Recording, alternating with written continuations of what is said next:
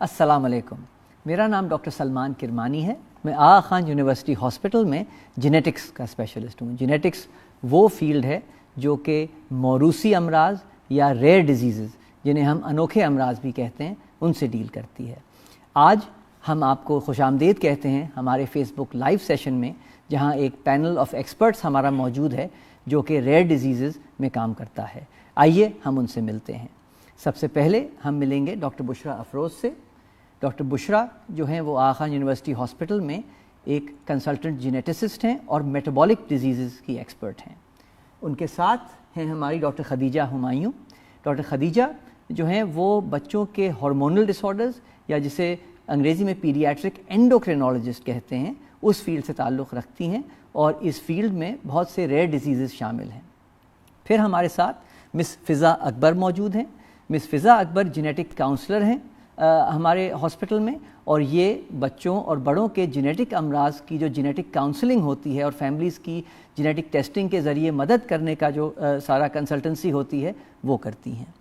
तो ये सारा हमारा पैनल ऑफ एक्सपर्ट्स है। हम अब सवाल जवाब शुरू करेंगे और मैं चाहूँगा कि आपके जितने भी सवाल हों वो आप हमसे फेसबुक पे पूछिए ताकि हम उनका इस सेशन के दौरान जल्द से जल्द जवाब दे सकें। तो हम आज अपनी बातचीत शुरू करेंगे डॉक्टर बुशरा अफरोज़ से। डॉक्टर बुशरा, आप जो हैं मेटाबॉलिक डिजीज़ की स्पेशलिस्ट हैं।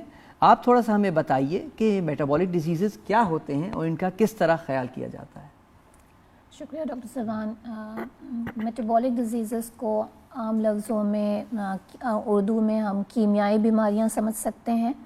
कीमियाई बीमारियां पैदाइशी बीमारियां होती हैं। इनको हमारी मेडिसिन की ज़बान में इनहेरिटेड मेटाबॉलिक डिसऑर्डर्स या मेटाबॉलिक डिसऑर्डर्स कहा जाता है, और पुराने वक्तों में इनको इनबॉर्न एरर्स ऑफ मेटाबॉलिज्म के नाम से भी जाना जाता था। ये एक बहुत वसी मज़मून है और इसमें कई 100 बीमारियां शामिल हैं। आज की तारीख़ में तकरीबन 1400 से ज़्यादा बीमारियां हैं जो इस टॉपिक के अंदर आती हैं। और इस तरह की जो चूँकि एक बहुत वसी एज रेंज है, इसकी बहुत वाइड रेंज है जिसमें ये पेशेंट्स प्रेजेंट कर सकते हैं। इसी तरह से इनकी अलामात भी बहुत वसी हैं, जिसमें दिमागी तौर की कमज़ोरी, बच्चे का वक्त से पीछे होना, उसको झटके लगना, उसके ऑर्गन्स स्पेशली जिगर और तिल्ली का बड़ा होना, उस शुगर का लेवल का कम होना और मुख्तलिफ़ कीमियाई तब्दीलियाँ जिसमें जिस्म में तेज़ाबियत होना, इस तरह की कुछ आम अलामात हैं जो कि इन बच्चों में देखी जा सकती हैं या इन अमराज के मरीज़ों में देखी जा सकती हैं। ठीक, शुक्रिया बहुत बहुत डॉक्टर बुशरा। वाकई आपने कहा कि ये बहुत वसी जो है अमराज हैं। ये बताइए कि वालिदैन को किस तरह पता चले कि हो सकता है कि उनके बच्चे को यही मर्ज़ हो। तशख़ीस के लिहाज से या डायग्नोसिस के लिहाज से थोड़ा बताइए कि वालिदैन को क्या करना चाहिए अगर उनको लगे या उनके डॉक्टर को लगे कि इस तरह का कोई जेनेटिक मर्ज़ हो सकता है। मेरे ख़्याल में इसके कुछ जो बुनियादी तरीके और ममालिक में हैं वो उसमें जो कुछ काबिल इलाज बीमारियों के लिए तो बच्चे को पैदाइश के वक्त ही चेक किया जा सकता है।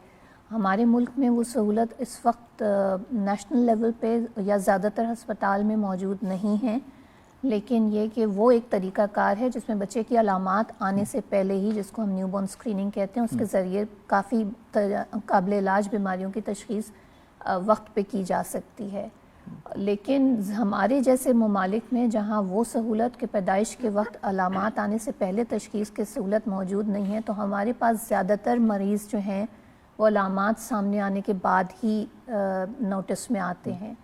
और जाहिर सी बात है पहला जो कांटेक्ट होता है उनका वो एक पीडियाट्रिशियन के पास होता है। तो मेरे वालिदैन की ज़िम्मेदारी बच्चे की कोई भी चीज़ जो उसकी नॉर्मल ग्रोथ और डेवलपमेंट से मुख्तलिफ उनको नज़र आ रही हो या बार बार उसकी तबीयत किसी एक ख़ास वजह से ख़राब हो रही हो, जैसे कीमियाई तब्दीलियों में शुगर का कम होना, तेज़ाबियत का बढ़ना, या उसके झटकों की आम झटकों की दवाइयों से कंट्रोल ना होना, बच्चे का टाइम से पीछे होना, या जिगर और तिल्ली का बड़ा होना, یہ چند بنیادی علامات ہیں جس کی بنیاد پہ ماں باپ کو پیڈیاٹریشن سے پاسبلٹی آف جینیٹک اور میٹابولک ڈس آرڈرس کا ڈسکس کرنا چاہیے، اور پھر وہاں سے سلسلہ شروع ہوتا ہے تشخیص کے عمل کا. اور یہ ہائی رسک اسکریننگ کنسیڈر کی جائے گی. ہائی رسک اسکریننگ مطلب ہم علامات کی بنیاد پہ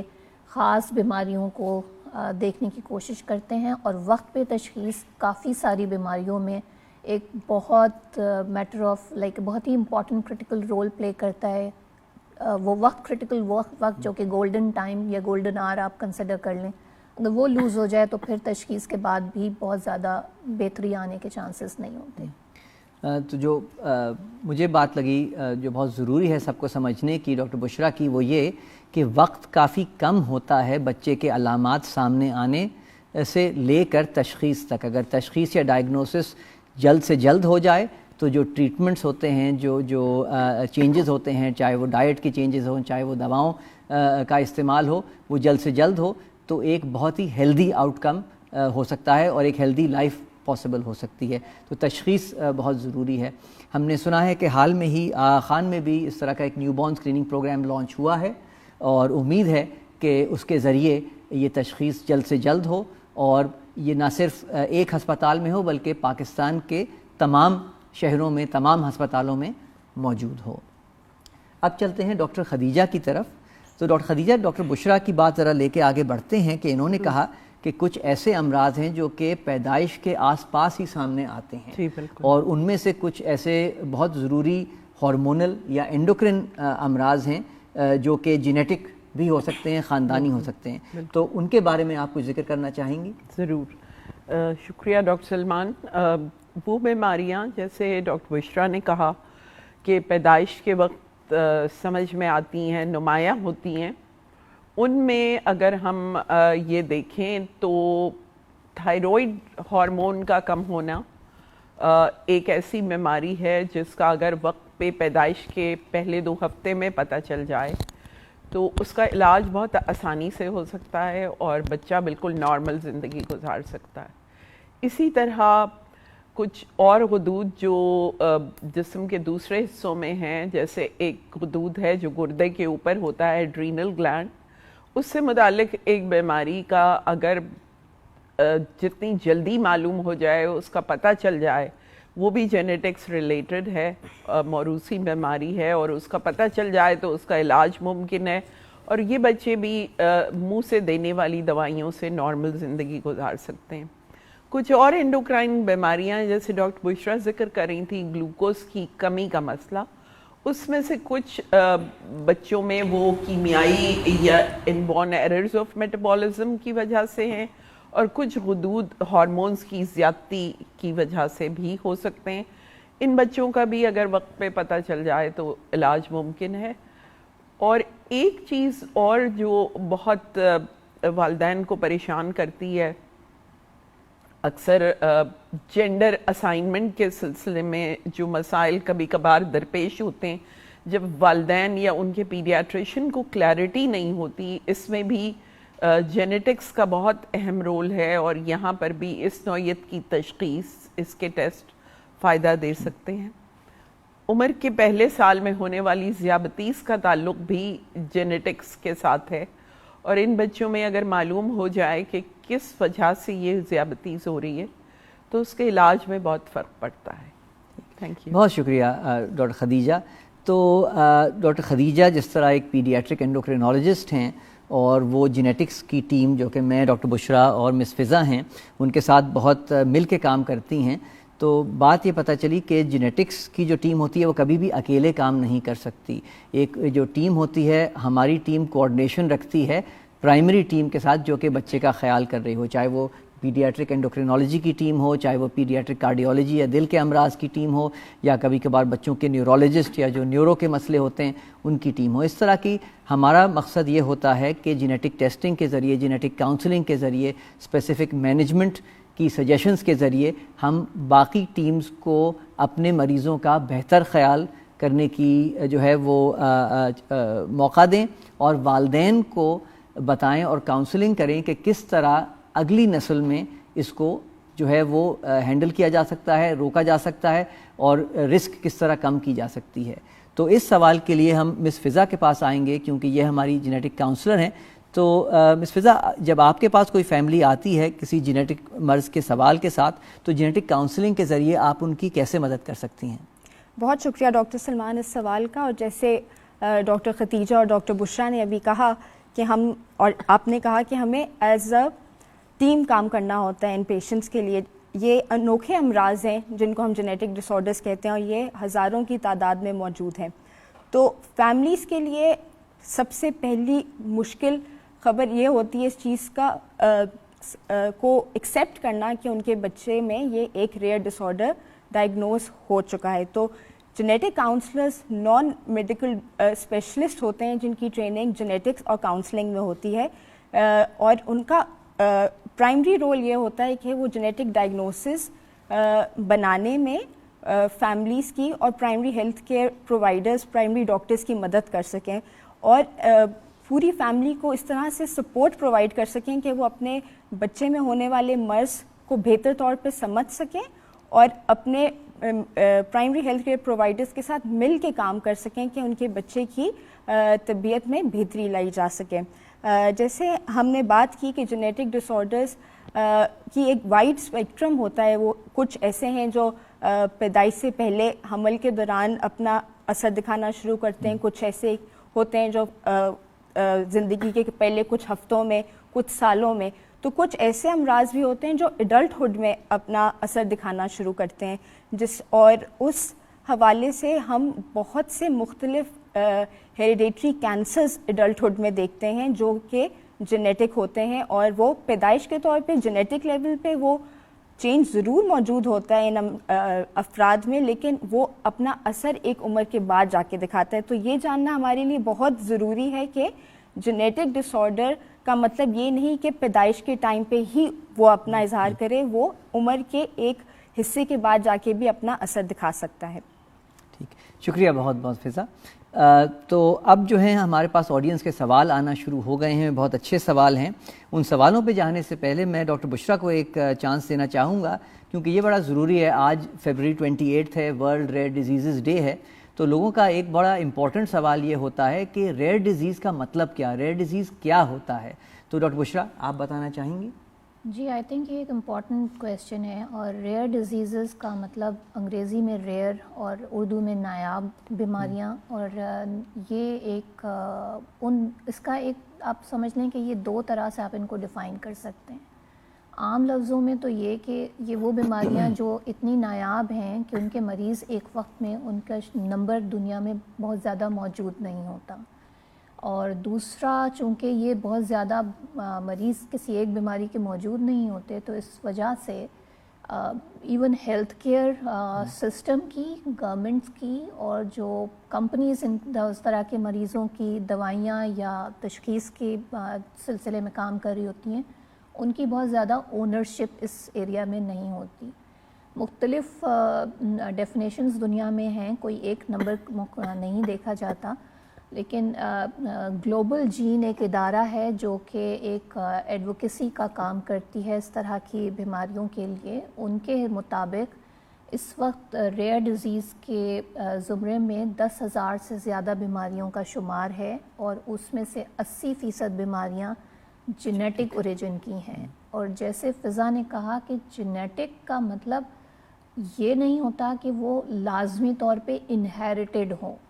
عام مثال میں دینا چاہوں گی, میرے خیال میں ہماری عوام, ہماری پبلک ڈاؤن سنڈروم سے فیملیئر ہے, جو کہ ایک کروموزومز کی پیچیدگی کے باعث ان انڈیویجولس میں یہ دیکھا جاتا ہے, جو کہ جینیٹک تو ہے مگر انہیریٹڈ نہیں ہے. سو اس ڈیفینیشن کو سمجھنا اور اس کی وضاحت تو میرے خیال میں ضروری تھی, اور شکریہ کہ ہم یہ واضح کرنے کا تھوڑا سا موقع ملا. شکریہ بہت بہت ڈاکٹر بشرا.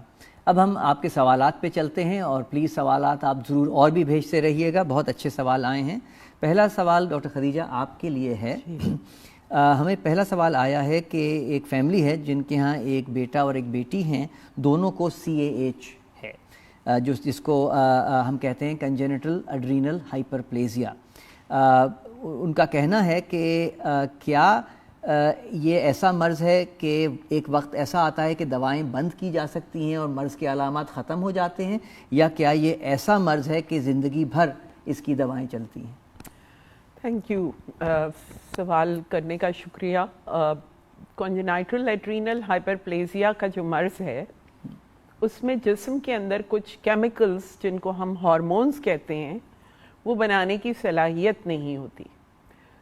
ابھی تک جو اس کا علاج موجود ہے وہ یہ ہے کہ ان جو ہارمونز جسم میں نہیں بن رہے آپ ان کو دوا کے طور پر منہ کے ذریعے دے سکیں، جو گولیوں کی فارم میں اویلیبل ہیں۔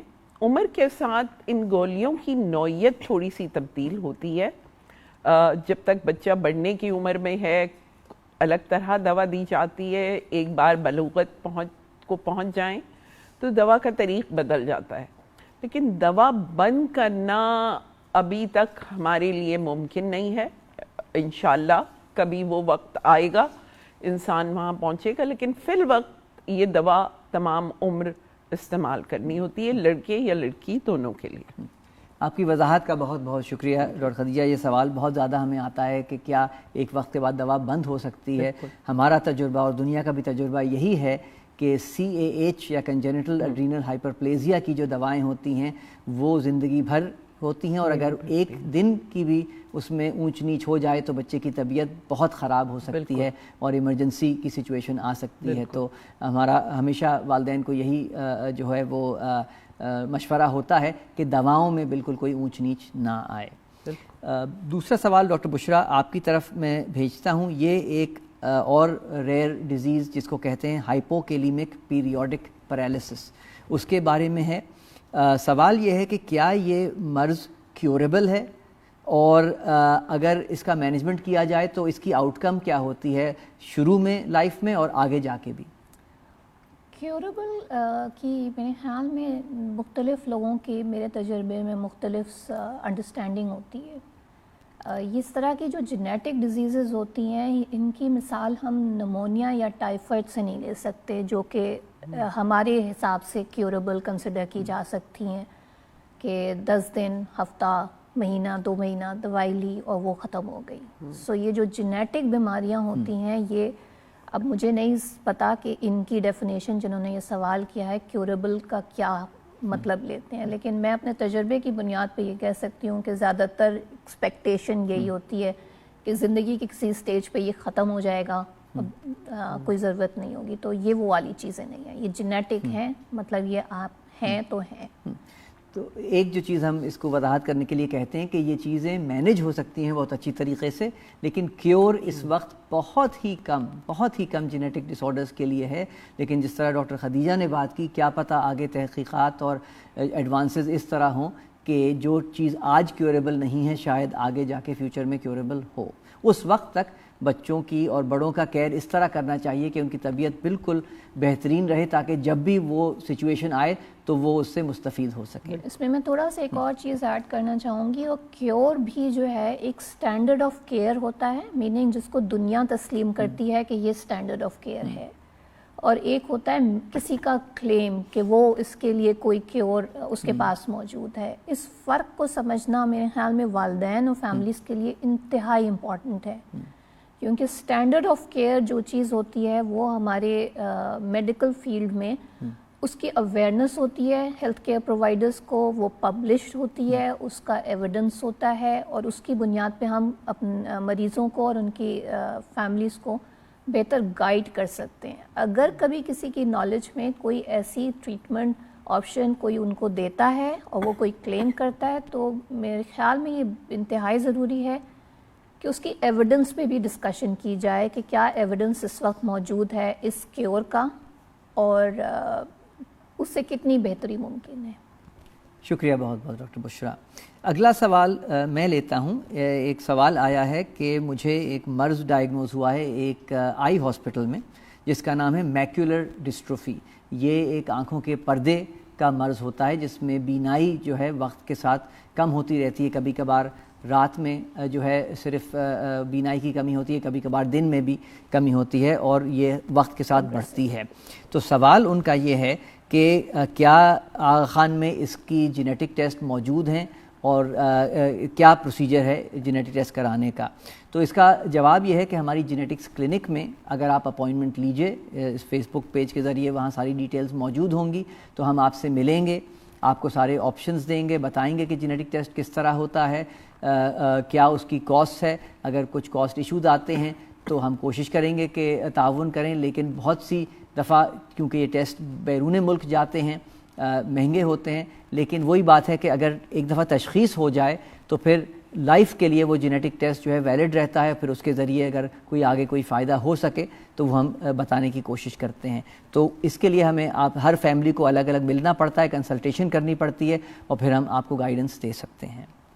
اگلا سوال فضا آپ کے لیے ہے، اور وہ سوال ہے جینیٹک کاؤنسلنگ کے حوالے سے.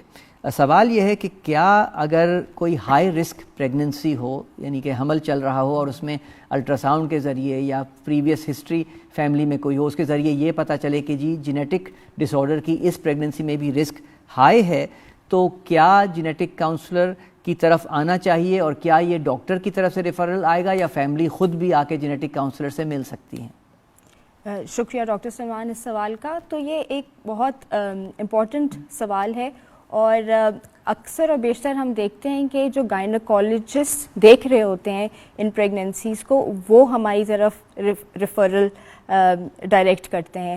مگر اگر یہ ریفرل آپ کے گائنیکالوجسٹ سے نہیں آ رہا، آپ ان سے اس بارے میں پوچھ سکتے ہیں، یا ڈائریکٹلی بھی جینیٹک کاؤنسلر یا میڈیکل جینیٹسسٹ کے پاس آ سکتے ہیں، تاکہ ہم ایز اے ٹیم آپ کی مدد کر سکیں.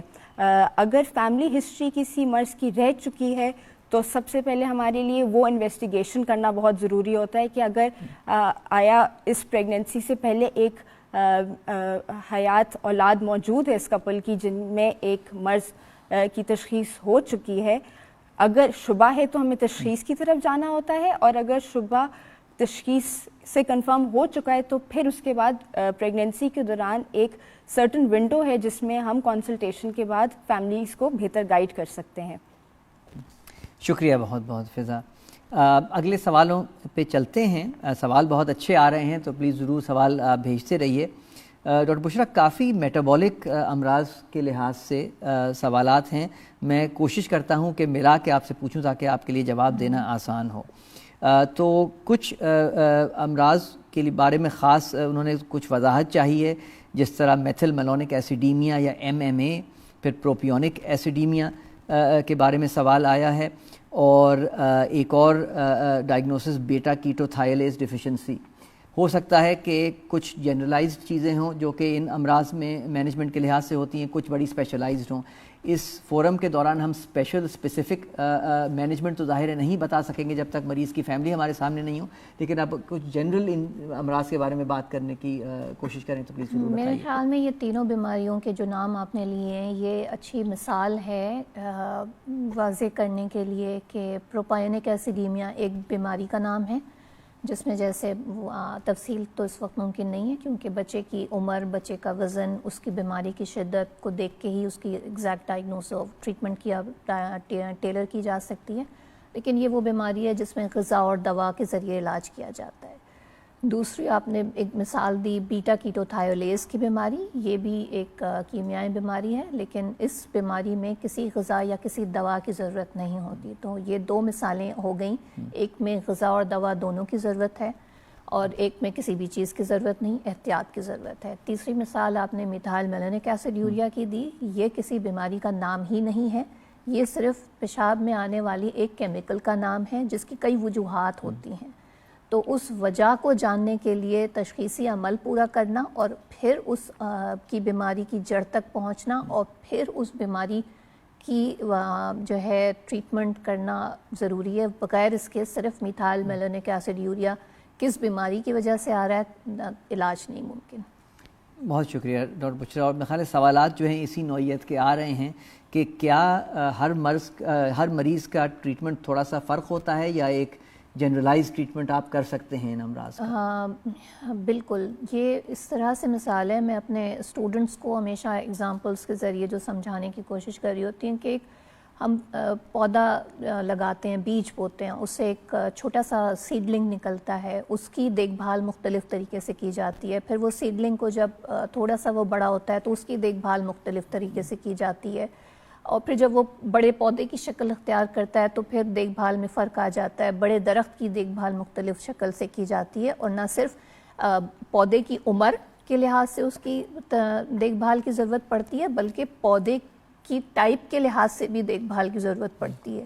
سو اسی طرح سے بیماری کی نوعیت اور بیماری کی کس اسٹیج پر ہے, اور بچے کی بیماری کی شدت کتنی ہے. بیماری, ایک ہی بیماری مختلف شدت کے ساتھ سامنے آ سکتی ہے, جیسے ایک رنگ مختلف شیڈز میں آ سکتا ہے. سو یہ تینوں چیزیں امپورٹنٹ ہوتی ہیں کسی پیشنٹ کی ٹریٹمنٹ کو ٹائٹریٹ کرنے کے لیے. شکریہ بہت بہت ڈاکٹر بشرا.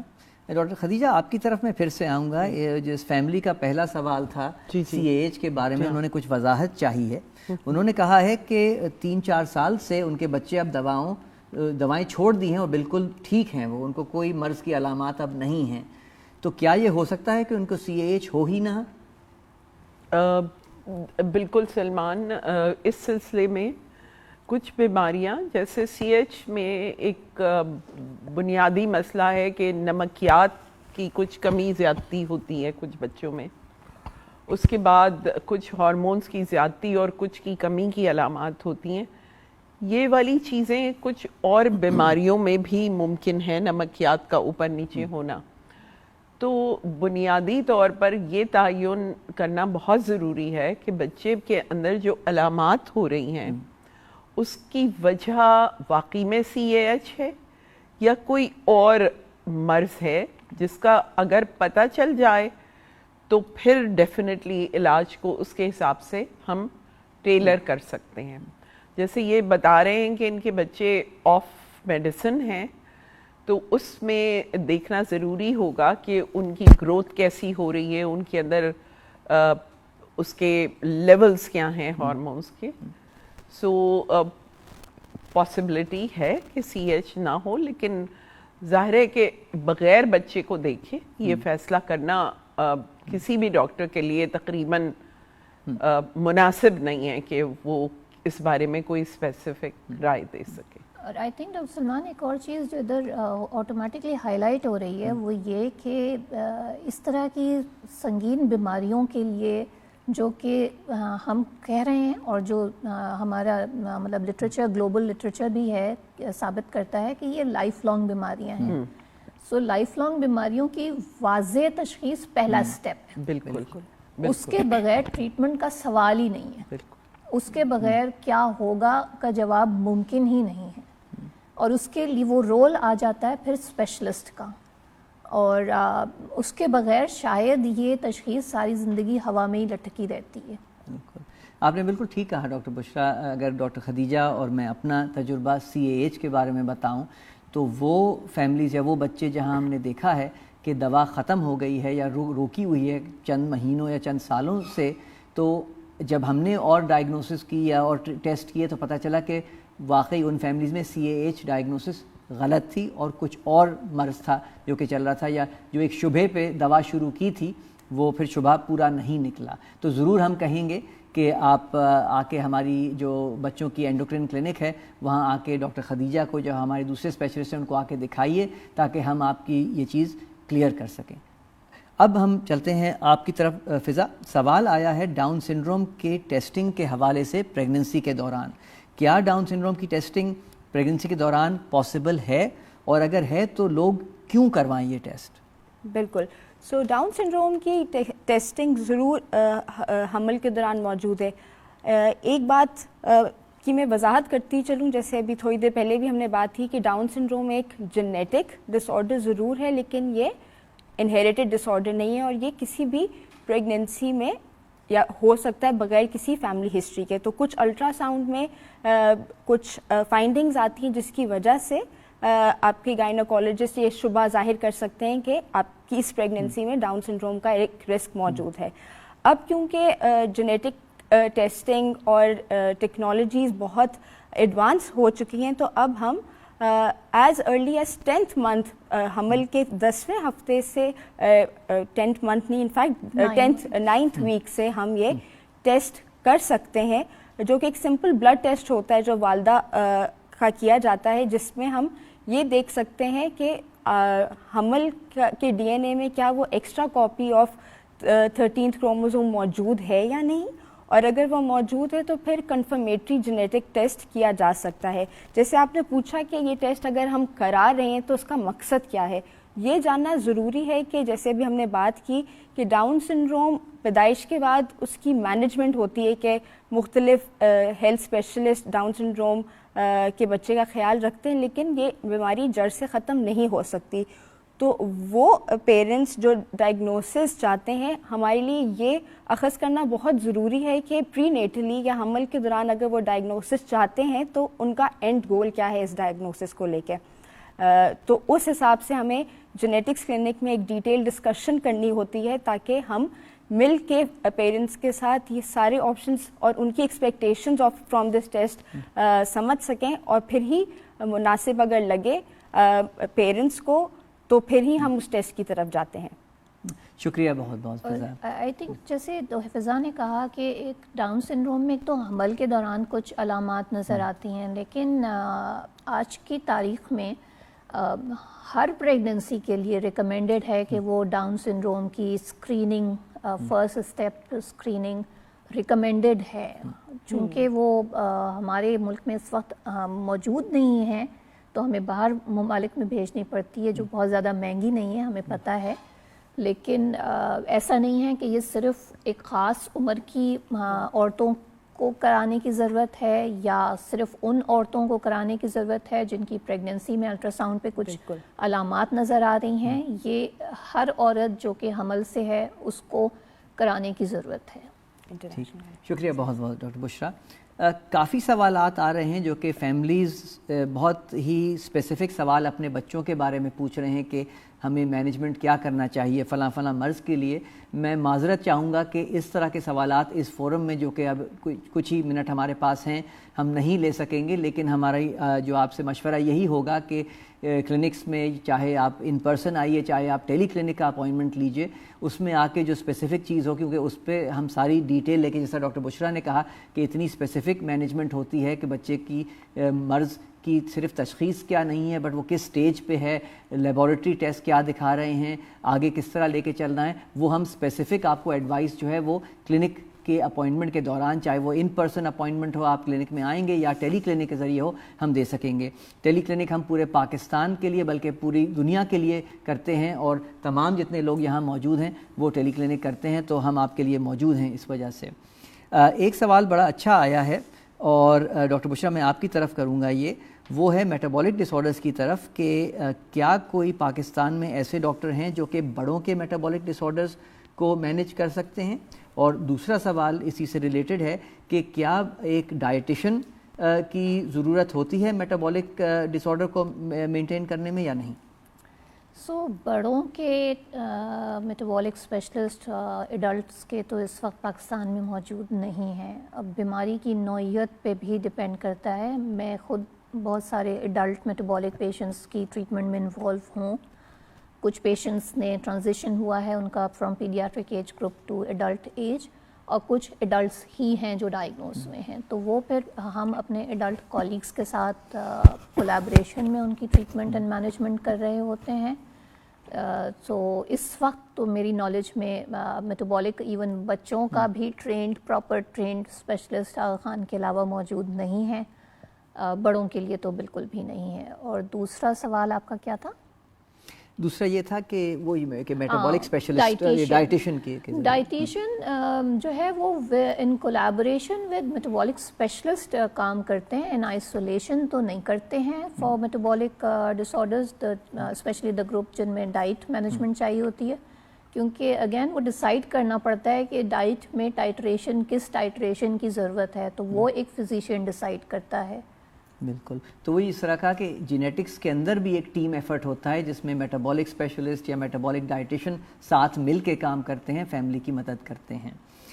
फ़िज़ा आपके लिए एक सवाल आया है, वो ये कि क्या कज़न मैरिजेस جو ہیں وہ جینیٹک یا میٹابولک ڈیزیز کے چانسز کو بڑھا سکتے ہیں؟ جی یہ کافی ریلیونٹ سوال ہے، خاص طور پہ ہماری ملک کی پاپولیشن کو مد نظر رکھتے ہوئے، اور اس ٹاپک کو اپروچ کرتے ہوئے ہمیں بہت کلچرل سینسٹیوٹی کو مد نظر رکھنا بہت ضروری ہے. تو کچھ میں تقریباً 2 منٹ لینا چاہوں گی تاکہ اس کی سائنٹیفک یا جینیٹک بیسس پہ ہم تھوڑا سا ٹچ اپون کر سکیں. تو مختلف طرح کے جینیٹک ڈس آرڈرز ہوتے ہیں، اور ایک مخصوص قسم ہے جینیٹک ڈس آرڈرز کی جس کو ہم آٹوزومل ریسیسو ڈس آرڈرز کہتے ہیں. اور وہ ڈس آرڈرز ایسے ہیں کہ ہم جانتے ہیں کہ ہمارا جینیٹک مٹیریل 50% ہماری والدہ اور 50% ہمارے والد سے آ رہا ہے، اور ہر جین کی 2 کاپیز ہماری باڈی میں موجود ہیں. تو وہ ڈس آرڈرز جو آٹوزومل ریسیسو ہوتے ہیں وہ ایسے ڈس آرڈرز ہیں جب دونوں والدین سے ایک کاپی اس جین کی آ رہی ہے جس میں ایک فرق موجود ہے، جس کی وجہ سے بچوں میں ایک جینیٹک یا میٹابولک ڈس آرڈر پایا جا سکتا ہے. اور ہر حمل میں اگر آپ کے پیرنٹس یا آپ اور آپ کا پارٹنر کسی ایک مرض کا کیریئر ہے تو ہر حمل میں یہ رسک تقریباً 25% ہوتا ہے. اب بات یہ آ گئی کہ کیا یہ کزن میرجز میں زیادہ اس چیز کا رسک ہوتا ہے؟ تو اگر ہم سائنٹیفکلی دیکھیں تو ہم تمام لوگ جو ہیں وہ کسی نہ کسی مرض کے کیریئر ہو سکتے ہیں، جو کہ ایک نیچرل فینومینا ہے، بیونڈ آر کنٹرول ہے. لیکن اور بچے میں ایک مرض تبھی منتقل ہو سکتا ہے جب دونوں والدین کسی ایک مخصوص مرض کے کیریئر ہیں.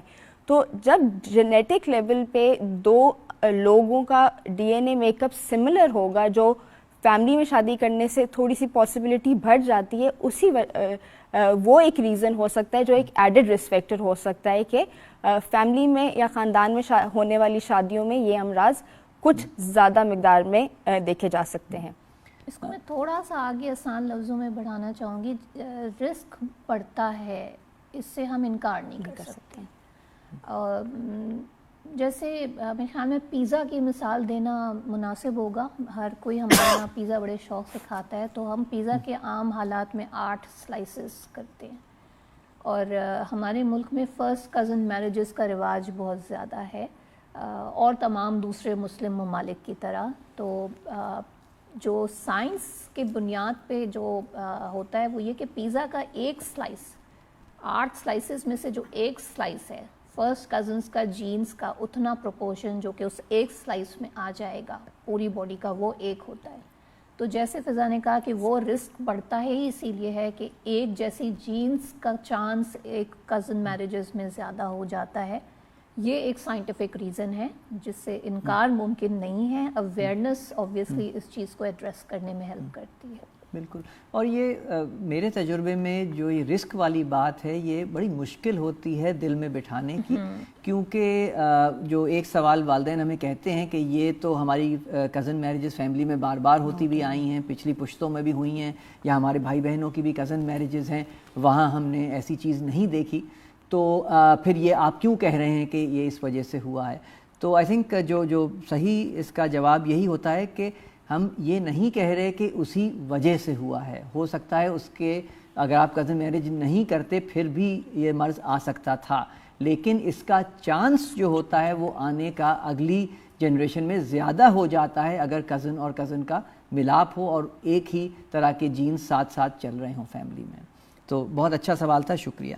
ڈاکٹر خدیجہ آپ سے میں ایک سوال کروں گا، کیونکہ آپ نے شروع میں ذکر کیا تھا کچھ ایسے امراض کا جو کہ والدین کو پیدائش کے وقت بہت پریشان کرتے ہیں، اور وہ جینڈر اسائنمنٹ والے امراض ہوتے ہیں جہاں شروع میں بڑی کنفیوژن ہوتی ہے. پہلی نظر پہ لگتا ہے کہ بچہ جو ہے وہ میل ہے، لیکن دوسری نظر پہ شاید لگے کہ پوری طرح سے جو میل کی جو چیزیں ہیں وہ نہیں ہیں، ہو سکتا ہے کہ شاید فیمیل ہو.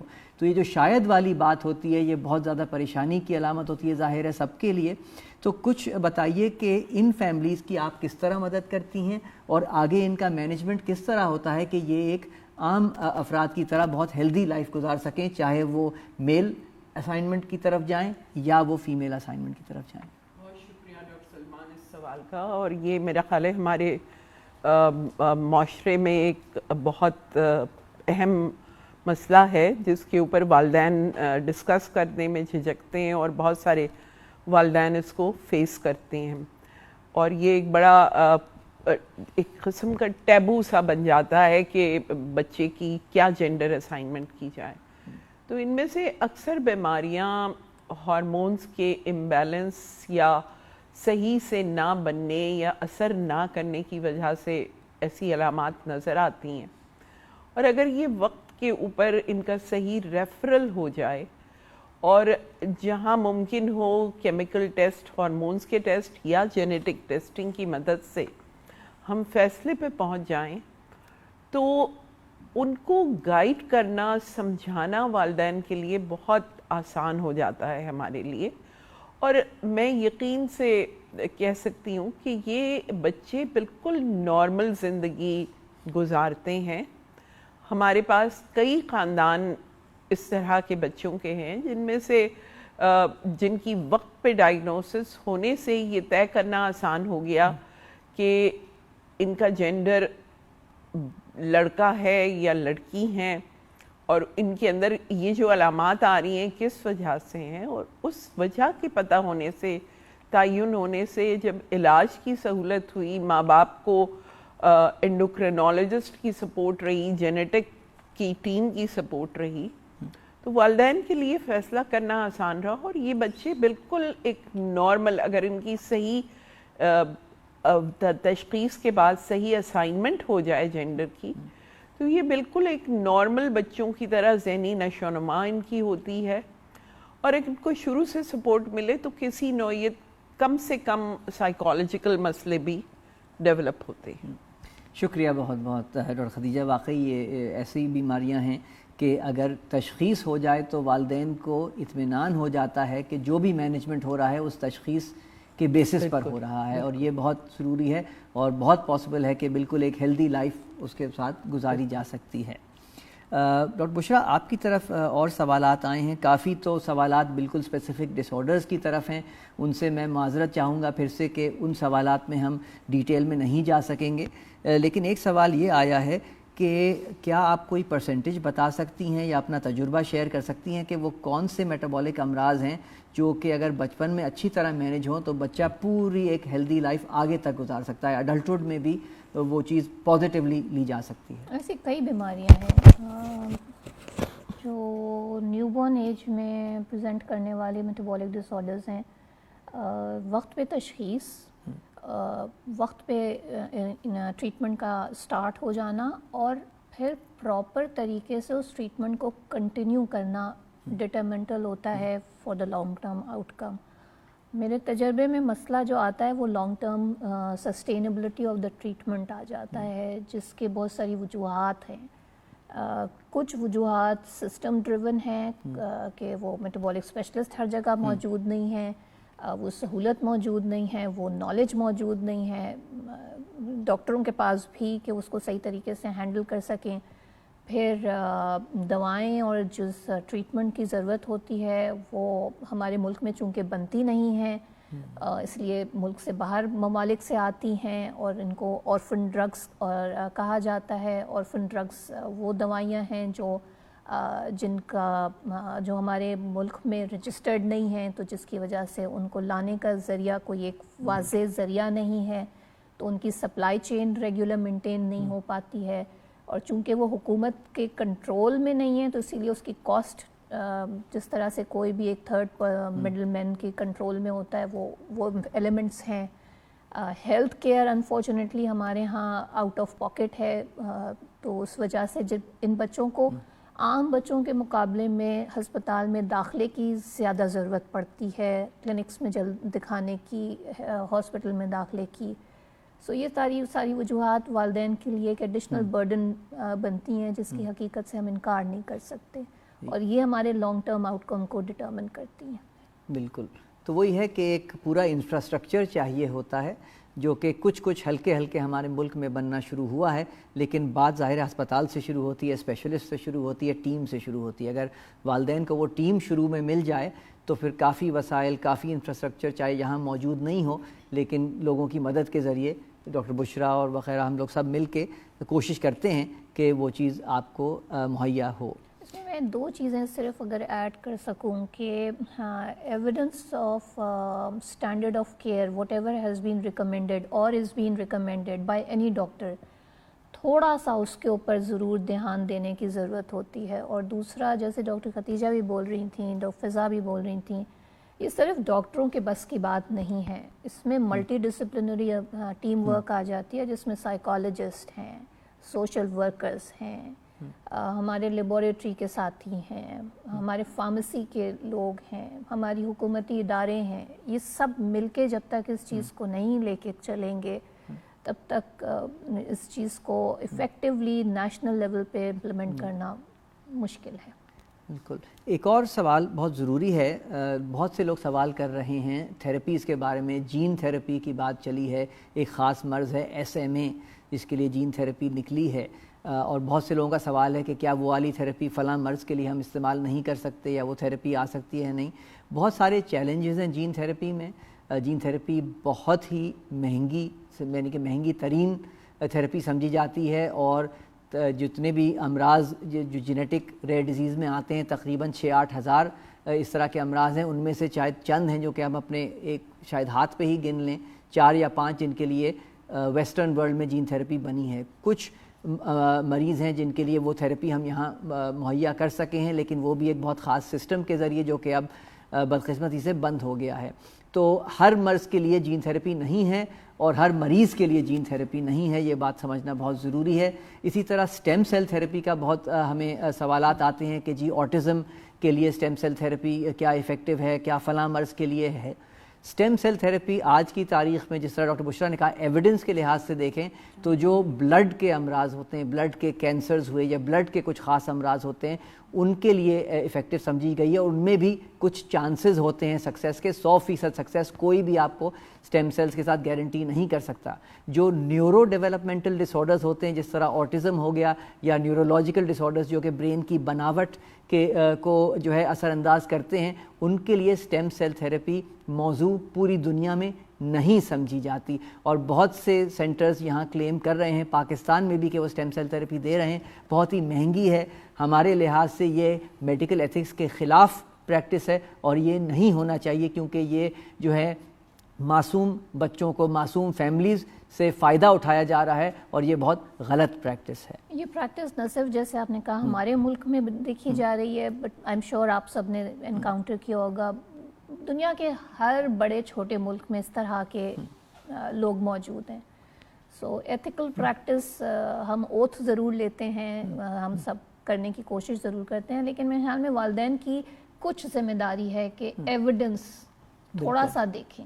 ٹھیک. تو اب ہم اختتام پہ پہنچ رہے ہیں، تو میں چاہوں گا کہ اپنے پینل سے میں ایک فائنل میسج لوں اپنے ورلڈ ریئر ڈیزیز کے سلسلے میں، جو انہوں نے مریضوں کا خیال رکھا ہے، فیملیز کا خیال رکھا ہے، اور جو انہوں نے سیکھا ہے ان فیملیز سے. تو ڈاکٹر خدیجہ، آپ نے اپنے ریئر ڈیزیزز کی جو فیملیز ہیں ان سے کیا سیکھا ہے؟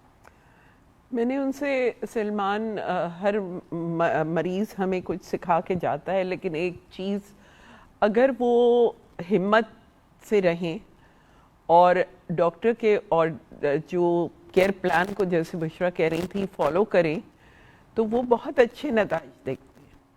اور انہوں نے یہ دیکھا ہے کہ ان کے بچے بالکل نارمل زندگی گزار رہے ہیں، اور وہ سب کر رہے ہیں جو دوسرے بچے کر سکتے ہیں. شکریہ. Doctor Bushra. آئی تھنک کسی بھی والدین کے لیے، کسی بھی فیملی کے لیے اس طرح کے ڈیزیزز کو فیس کرنا، پھر ایکسیپٹ کرنا، اور پھر اس کے بعد ہینڈل کرنا، یہ آرڈنری لوگ نہیں ہیں. یہ ریئر ڈیزیزز کے کسٹوڈینز ہیں. So they are themselves extremely rare. بہت بہادر لوگ ہیں اور بہت ہمتی لوگ ہیں، لیکن اس ہمت کو تھوڑا سا شو کرنے کی بھی ضرورت ہوتی ہے کہ آپ اللہ کی رضا میں راضی ہوں، اور اس کو ایکسیپٹ کر کے جو بیسٹ آپ کے لیے ممکن ہے وہ کریں، اور آگے ہر چیز کو کنٹرول کرنے کی کوشش نہ کریں. یہ میرے خیال میں امپورٹنٹ ہے. فضا، آپ نے اپنے ریئر ڈیزیزز کے جو ڈس آرڈرز کی فیملیز کو دیکھا ہے، آپ نے کیا سیکھا ہے ان سے؟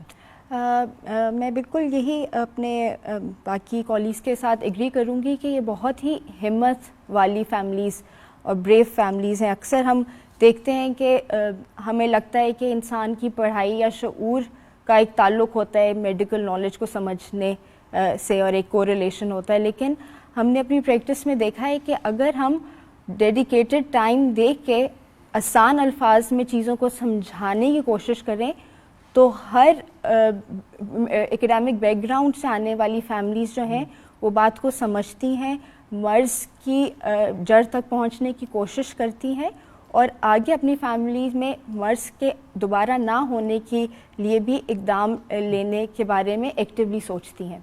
شکریہ فضا. تو آخری فائنل جو میں آپ سے شیئر کرنا چاہوں گا کہ جو میں نے سیکھا ہے اپنی ریئر ڈیزیزز کے ڈس آرڈرز کی فیملیز سے, وہ یہ کہ نہ ہی ہم سب ٹوٹلی نارمل ہوتے ہیں اور نہ ہی ہم ٹوٹلی ایب نارمل ہوتے ہیں. یہ جو ورڈ ہے ایب نارمل, یہ لوگ بہت ہم سے سوال پوچھتے ہیں کہ کیا میرا بچہ نارمل ہے, اور میں کہتا ہوں کہ نہ یہ نارمل ہے, نہ میں نارمل ہوں, نہ کوئی نارمل ہے, ہم سب منفرد ہیں. اور ہمارے جو ریئر ڈیزیز کے جو مریض ہیں وہ سب سے زیادہ منفرد ہیں. تو ان کی انفرادیت, ان کی جو یونیک نیچر ہے اس کو ہم جو ہے وہ سیلیبریٹ کریں. اس میں جس طرح ڈاکٹر بشریٰ نے کہا اللہ کی رضا پہ راضی ہوں. ظاہر ہے بہت چیلنجز ہوتی ہیں, بہت یعنی کہ ایسے مواقع آتے ہیں, تکلیف دہ بھی بہت سارے امراض ہیں, لیکن دیکھیں جو بھی تکلیف ہے وہ اللہ کی طرف سے اگر آئی ہے تو انسان کا فرض بنتا ہے, اور ہم ایز ڈاکٹرز اور میڈیکل پرووائڈرز ہمارا فرض بنتا ہے کہ ہم آپ کی مدد کریں. اگر ہم سب مل کے ان فیملیز کی مدد کریں گے تو ان کی مشکلات آسان ہوں گی, ان کی زندگیاں خوشحال ہوں گی, اور انشاءاللہ ان کا مستقبل جو ہے اور بھی زیادہ روشن ہوگا. شکریہ بہت بہت, آپ نے ہمیں جوائن کیا. آگے کوئی بھی سوالات ہوئے تو ضرور ہمیں آپ فیس بک کے ذریعے کانٹیکٹ کیجیے گا, سوالات پوچھتے رہیے گا, اور انشاءاللہ یہ سلسلہ ہم جاری رکھیں گے اور ریئر ڈیزیزز کی ڈسکشنز رکھیں گے. شکریہ بہت بہت.